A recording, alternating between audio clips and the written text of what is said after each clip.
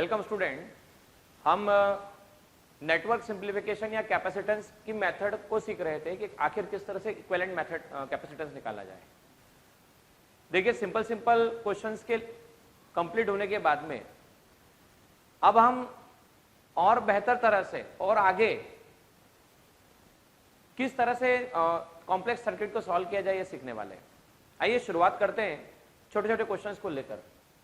देखिए यहां पर कैपेसिटेंस में कैपेसिटर का अरेंजमेंट कुछ तरह से दिया हुआ है, तो हमारे मन में एक सवाल आता है इस तरह के अरेंजमेंट्स देखकर कि सर ये सीरीज में है, पैरेलल में है, किस तरह से है, कैसे पहचाना जाए, हम कैसे ये आइडेंटिफाई करें कि कौन सा पॉइंट किस जगह पे कनेक्टेड है, सीरीज में है या पैरेलल में। देखिए हमेशा कहूंगा अलग अलग तरह की मेथड एग्जिस्ट करती है, लेकिन सबसे इंपॉर्टेंट बात है पहले ये डिसाइड करें आपको किन दो पॉइंट्स के बीच में कैपेसिटेंस निकालना है। तो देखिए यहां पर ए और बी दो पॉइंट्स आपके पास अवेलेबल है, तो उन दो पॉइंट्स के बीच में हमें कैपेसिटेंस निकालना है। जिन भी दो पॉइंट्स के बीच में कैपेसिटेंस निकालना है उन दोनों पॉइंट के बीच में अपनी मर्जी से खुद से क्या करना है आप लोगों को, आपको सेल या बैटरी कनेक्ट कर देना है। जैसे मैंने यहां पे सेल या बैटरी कनेक्ट कर दी, मान लीजिए मैंने सेल कनेक्ट किया। देखिए सेल की कोई भी आर्बिट्रेरी वैल्यू आप ले सकते हो, उससे कोई फर्क पड़ने वाला नहीं है, और आपने आर्बिट्रेरी वैल्यू ना भी ली तो भी चलता है, जस्ट समझाने के लिए कि देखिए यहां पर बड़ा वाला टर्मिनल मतलब पॉजिटिव और छोटा वाला टर्मिनल मतलब नेगेटिव। इस केस में अगर मैं कहता हूं सपोज मैंने 10 वोल्ट लिया होता तो छोटे वाले को हमेशा हम मानेंगे 0, lower potential that means 0 assume किया है। अच्छा 0 के रिस्पेक्ट में ये हायर है तो ये +10 हो गया। ये 10 यहां से यहां तक कोई ड्रॉप नहीं हुआ। अच्छा यहां से यहां तक कोई भी ड्रॉप नहीं हुआ। अच्छा कोई ड्रॉप नहीं हुआ, इसका मीनिंग क्या भाई, इन दो पॉइंट्स के बीच में कोई भी कैपेसिटर लगा हुआ नहीं है, कोई कैपेसिटर कनेक्टेड नहीं है, मतलब ना तो एनर्जी स्टोर हो रही है और ना ही एनर्जी कंज्यूम हो रही है। यहां से यहां तक भी आप देख सकते हैं 10 वोल्ट है। अब चेक कीजिएगा, ये 0 तो ये 0, ये 0 तो ये भी 0 पॉइंट होगा। अच्छा यहां से यहां तक कुछ नहीं है तो ये भी 0 पॉइंट होगा आपके पास। ये 10 है, देखो यहां से यहां तक तो ये भी 10 होगा, और यहां से यहां तक कुछ नहीं तो ये भी 10 होगा। इसे ऐसा कहा जा सकता है, या आप ऐसा भी कह सकते हैं कि A और 10 दोनों एक ही है, तो मैं अगर इसे A भी कहूं तो भी कोई दिक्कत वाली बात नहीं। 10A एक ही पॉइंट है, 0B एक ही पॉइंट है, तो मैं इसे B भी कहता हूं तो कोई समस्या वाली बात नहीं है। तो मुझे दो पॉइंट तो मिल गए, ये A है तो ये भी A, ये भी है तो ये भी B है।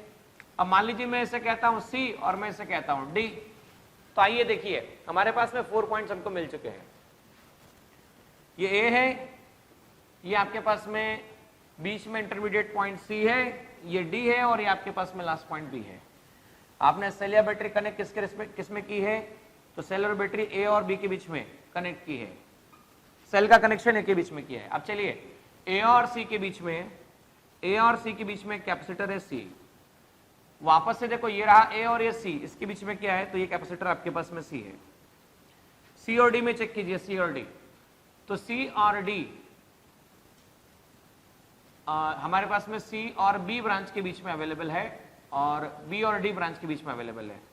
ठीक है, तो B और D ब्रांच के बीच में चेक कीजिएगा, ये रहा आपके पास में D पॉइंट, C और B ब्रांच के बीच में अवेलेबल है, ये रहा है कैपेसिटर। इस तरह से आइएगा, C और B कंप्लीट हुआ। अब हम देखते हैं B और D, तो B और D ब्रांच के बीच में कैपेसिटर है, और चेक कीजिए B से D, अब टोटल कैपेसिटर काउंट कीजिए, 1 2 3 4 5 6। देखिए 1 2 3 4 हमारे पास में 2 कैपेसिटर और एग्जिस्ट कर रहे हैं। A और D ब्रांच के बीच में भी हमारे पास कैपेसिटर एग्जिस्ट कर रहा है। चेक कीजिएगा, ये रहा A से D, तो A से D, इस तरह से हमने सर्किट को सिंप्लीफाई किया। ये A से D आ चुका है, तो हम एक बार फाइनली चेक करते हैं। ये रहा A, ये रहा C, तो देखो A से C 1 कैपेसिटर, A से C second capacitor, now A से D थर्ड कैपेसिटर, C से B फोर्थ कैपेसिटर, B से D fifth capacitor, and B से वंस अगेन D। चेक कीजिए B से D और B से D एक और कैपेसिटर। आइए अब बताइए ये दोनों कैपेसिटर आपको किस में नजर आ रहे हैं? ये दोनों कैपेसिटर किस में दिख रहे हैं आपको? उम्मीद करता हूं ये दोनों कैपेसिटर पैरेलल कैप, और पैरेलल कॉम्बिनेशन के लिए डायरेक्ट एडिशन होगा, तो मैं लिख सकता हूं CC that is 2C। Again check कीजिएगा, ये C और C किस में नजर आ रहे हैं? तो ये दोनों C आपको पैरेलल कॉम्बिनेशन में नजर आ रहे हैं, और पैरेलल कॉम्बिनेशन में नजर आ रहे हैं, इसका मतलब C प्लस C आपके पास कितना हो जाएगा? तो ये हो जाएगा 2C। अब ये 2C आ चुका है, देखिए ध्यान से, ये 2C, ये पॉइंट C और ये पॉइंट B, यहां नोटिस कीजिए, ये 2C और ये C, ये दोनों नेटवर्क किसमें दिख रहे हैं? ये देखिए, अगर यहां पर कोई चार्ज आ जाता है सपोज, तो वही चार्ज यहां पर होगा, कनेक्शन वायर, जो चार्ज यहां होगा वही चार्ज यहां पर होगा। अच्छा, जब भी चार्ज सेम होता है तो कौन सा कॉम्बिनेशन होता है, सीरीज या पैरेलल? भाई जब भी चार्ज सेम होता है तो ये सीरीज कॉम्बिनेशन होता है। और सीरीज कॉम्बिनेशन में हम सॉल्व कैसे करते हैं? तो हम सॉल्व करते हैं, सीरीज कॉम्बिनेशन के लिए सॉल्यूशन निकाला जाता है, देखिएगा ध्यान से, दो कैपेसिटर अगर कनेक्ट हो C1 C2, सीरीज कॉम्बिनेशन में कनेक्ट हो, जैसे ये है C1 ये है C2, तो इनका इक्विवेलेंट कैपेसिटेंस आता है 1/C1 प्लस 1/C2, या ऐसे कहा जा सकता है CS equal to C1 C2 divide by C1 plus C2, इसे ऐसा कहा जा सकता है।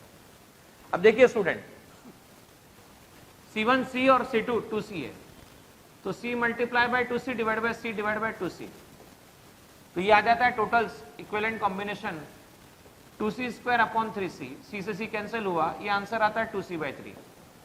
सो इसे लिखा जा सकता है 2C/3, मतलब C और 2C को सॉल्व करके आप लिख सकते हैं 2C/3। तो आइए इस पूरी जगह पर इन दो पॉइंट्स के बीच में 2C/3 लिख दिया जाएगा, ये है 2C/3। वापस चेक कीजिएगा, यहां पर फिर से C और 2C, भाई C और 2C किस में है? तो C और 2C आपके पास में है सीरीज कॉम्बिनेशन में। अगेन आप सॉल्व करेंगे C into 2C multiply by divide by C plus 2C, तो ये आ जाता है आपके पास में 2C/3। आइए ये भी 2C/3, ये भी 2C/3। अब दोनों चेक कीजिए, ये वाला और ये वाला दोनों कौन से कॉम्बिनेशन में है? तो भाई ये दोनों पैरेलल कॉम्बिनेशन में है, और पैरेलल कॉम्बिनेशन में आप डायरेक्ट एडिशन निकाल सकते हैं C1 प्लस C2, जिसे आप लिख सकते हैं 2C/3 प्लस 2C/3। अच्छा, आंसर क्या होगा? 2C/3 प्लस 2C/3, आंसर कितना होगा? That will be 4C/3। तो इस तरह से 4C/3 निकाला जा सकता है इक्विवेलेंट कैपेसिटेंस। अब देखिए क्वेश्चन ये वाला सॉल्व होने के बाद में अब इस क्वेश्चन पे गौर कीजिए, जो क्वेश्चन आपको यहाँ पे बताया गया है। देखिए यहाँ पर बोला गया है A, B और C1 C2 C3 आपके पास कैपेसिटेंस गिवन है। वापस से वही बात, हमें जिन भी पॉइंट्स के बीच में निकालना है, तो देखिए अगर ये पॉइंट A है तो ये पॉइंट अगर A है तो यहां से या तो कुछ भी अवेलेबल नहीं, तो ये भी A होगा, ये भी है, तो जितना पोटेंशियल यहां पर होगा इसके बीच में कोई भी ब्रांच अवेलेबल नहीं है, मतलब ना तो कैपेसिटर एनर्जी स्टोर कर रहा है ना ही कंज्यूम कर रहा है। तो ये B पॉइंट है, तो ये वाला पॉइंट भी B होगा आपके पास। तो देखो एक पॉइंट हो गया A से B के बीच में C1, A से B के बीच में C2, A से B के बीच में C3। तो मतलब क्या करेंगे हम, A और B ब्रांच, A और B दो पॉइंट सिलेक्ट हो गए। अब A और B के बीच में वापस चेक कीजिएगा, A और B के बीच में C1 है, तो A और B के बीच में हमने लगा दिया, कनेक्शन स्टेब्लिश कर दिया C1। B और A के बीच में फिर से चेक कीजिए, तो ये C2 है, तो ये आपके पास में आ गया B और A के बीच में C2। वापस चेक कीजिए A और B के बीच में कितना है, तो ये C3 है, तो अगेन ये C3 आ गया। तो आप चेक कीजिए, अब ये तीनों किस में दिख रहे हैं, तो तीनों पैरेलल कॉम्बिनेशन में है, तो आंसर आएगा C1 plus C2 plus C3, this will be your answer in parallel combination. आइएगा इस वाले क्वेश्चन पे गौर करके जवाब दीजिए, थोड़ा सोचना शुरू कीजिए किस तरह से निकालना है। देखिए ये पॉइंट A है, तो इस पॉइंट से इस पूरे पॉइंट के बीच में कुछ भी एग्जिस्ट नहीं कर रहा है, तो इस पॉइंट से पूरे पॉइंट के बीच में कुछ भी एग्जिस्ट नहीं कर रहा है, मतलब यहां पर भी A ही होगा। This is A, this is A, then this is A। अब सपोज मैं मान लेता हूं हमें इक्विवेलेंट कैपेसिटेंस निकालना है, ये रहा X या A, मैं इसे पॉइंट को नाम दे देता हूं B, A और B के बीच में निकालना है, ठीक है ना। तो अब देखो ये भी है, लेकिन यहां इसके बीच में 10 माइक्रोफैरेड का कैपेसिटर एग्जिस्ट कर रहा है, 10 माइक्रोफैरेड का कैपेसिटर एग्जिस्ट कर रहा है, तो ये भी है, तो ये पॉइंट भी नहीं हो सकता, क्योंकि एनर्जी स्टोर भी होगी और पोटेंशियल ड्रॉप भी होगा। तो मैंने नया पॉइंट बना दिया, मान लो वो सी है। अब सी है तो चेक करो यहाँ इसके बीच में यहाँ से यहाँ तक देखो, इस पर्टिकुलर पॉइंट से इस पर्टिकुलर पॉइंट तक कुछ एग्जिस्ट कर रहा है क्या? तो भाई जो सी ए पे ये है वही ये सी होगा, यही सी होगा और आपके पास में सी होगा। तो हमें कुल मिला के 3 पॉइंट मिल चुके हैं। एक पॉइंट है ए, उसका इंटरमीडिएट पॉइंट है सी और आउटर पॉइंट है बी। हमें इनके बीच में इक्विवेलेंट कैपेसिटेंस निकालना है। आइए ए और सी के बीच में चेक करते हैं। पहले ए और सी के बीच में 2 माइक्रोफैरड है, तो ए और सी के बीच में हमने सबसे पहले बना दिया 2 माइक्रोफैरड। आइए और आगे बढ़ते हैं, चेक करते हैं ए और सी के बाद ये ए और सी के बीच में 3 माइक्रोफैरड आपके पास में। तो ए और सी के बीच में एक और कैपेसिटर है जिसका कैपेसिटेंस है 3 माइक्रोफैरड। समझिएगा ध्यान से। तो ये वाला भी हो चुका है। अब 5 माइक्रोफैरड।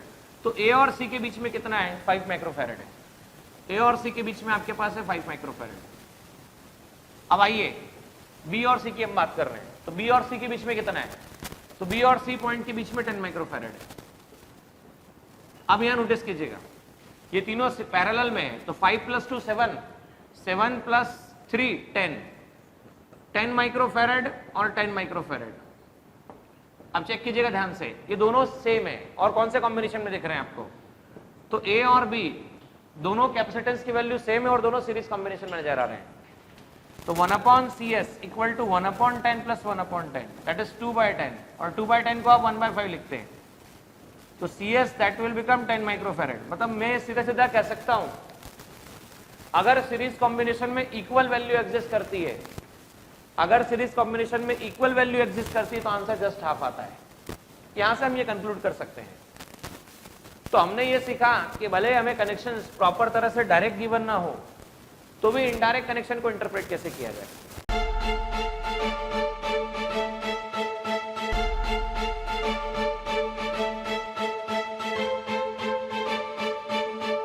पुरोहित अकॅडमी, मेन ब्रांच प्रभात चौक, MJ कॉलेज रोड, लोकमान्य हॉस्पिटलच्या बाजूला, जळगाव आणि पांडे क्लासेस जवळ, बंधन बँके शेजारी, ट्रॅफिक गार्डनच्या समोर, जळगाव।